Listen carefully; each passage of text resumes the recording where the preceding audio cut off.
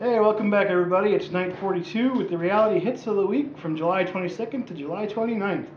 First up, I'm going to talk about treasure hunters. Treasure hunters this week, I'm giving the hits to the Air Force and the ex-CIA.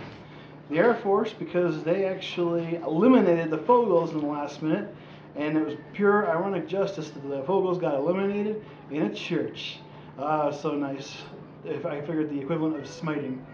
Other than that, the ex-CIA, they get my vote this week for hits because they actually figured out the candle puzzle. Even though if I had actually been there, I probably would have figured out the candle puzzle a lot sooner than it took them to figure it out. Just because the clue that they had a huge blank space on the paper, and it's been the only one that I've seen so far from treasure hunters that actually had a blank space like that. So I think I would have figured it out. I also give kudos not to the Genius team necessarily, but to their phrasing. This week they get a hit for calling the Fogels and the Air Force team the Fogel Force. I thought that was quite good. Next up, we're talking about Last Comic Standing. Still, my comedians are doing great. I think all four of them actually do a great job, but I think Ty, Barnett, and Josh Blue are both really funny comedians, and I can't wait to see Josh Blue on the 11th of August. He's going to be up in Denver, and he did a great job. I thought his bit with the whole Paralympic soccer team was hilarious. Plus, not to mention his little tiny snippet about the Scottish guy at the games. Next up, got America's Got Talent. This week there was only a few of them that I can't even say liked necessarily. I did like one of them, but that's because I've also seen them on another show. First up, I like Rapping Granny just because she's different. I mean, she's just goofy fun, and I hope she goes far. Bianca, the 11-year-old girl, she's got an amazing voice, but I kind of hope that she doesn't win, and not because I don't think she's not talented. It's just because, like the judges said the other day, it's not a question of American Idol, it's a question of the talent of America. Now, the guy I wish had got through who hasn't was Nathan Burton. He actually was on The Entertainer last summer with Wayne Newton. It was another reality show that was on, I forget what channel actually.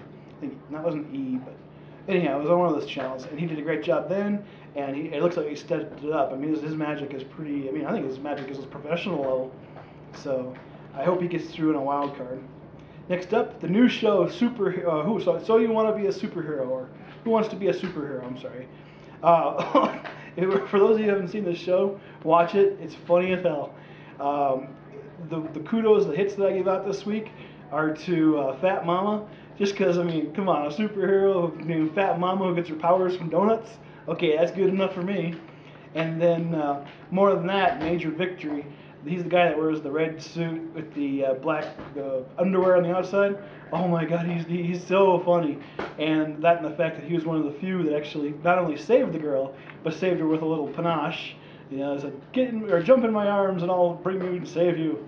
If you haven't seen it, you gotta see this thing. I'm sure it'll be repeated in the Sci-Fi Channel all week long. So next up, most important, we're going to Big Brother. Big Brother this week, it was an interesting week. Now, for those of you who have been doubting Chicken George, and I've been saying since day one, don't doubt Chicken George. I've been saying that again and again. What happens? Chicken George wins veto. He's in the house, screws the whole dynamic up of the game. And for those of you that say he hasn't been playing the game, forget that. He has been playing the game since day one. I see him as one of the best players in the house right now. And for those of you that disagree, well, go watch something else. Next up, Howie. I like Howie because he's Chicken George's friend, and he seems like a nice guy. I thought I could probably hang out with Howie. He seems like a nice personality, and it seems like he's got a big heart. That noise you hear in the background is the dog was chewing on some animal pieces and parts. Next up, I give kudos, a hit to Janelle for winning household yet again. Although I think she's starting to play the game a little like, what do you think we should do? You know, I don't think she's playing it necessarily for her own purposes as much. And I also give kudos this week to Kesar. No particular reason, it's just that he's a fun guy to watch on the show. He did the challenge as well, and he was a good sport about shaving his head. And I'm with Marcellus. Even though he shaved his head, he's still probably the, quote, hunk of the house. You know, I hate to say that, but that's it for that. So, Last thing on hits of the week, I actually have to say, Chicken George calling out and saying that James is the snake in the grass to Kesar.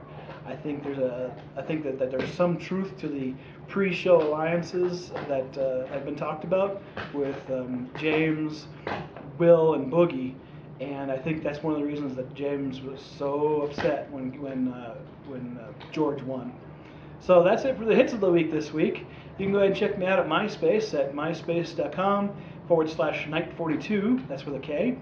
You can check me out at our webpage, which should be updated this weekend, at www.jasonandlisa.net.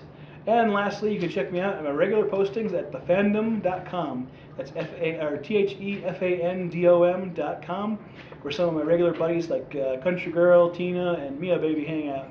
So drop on by and post. Talk to you next week. Bye-bye.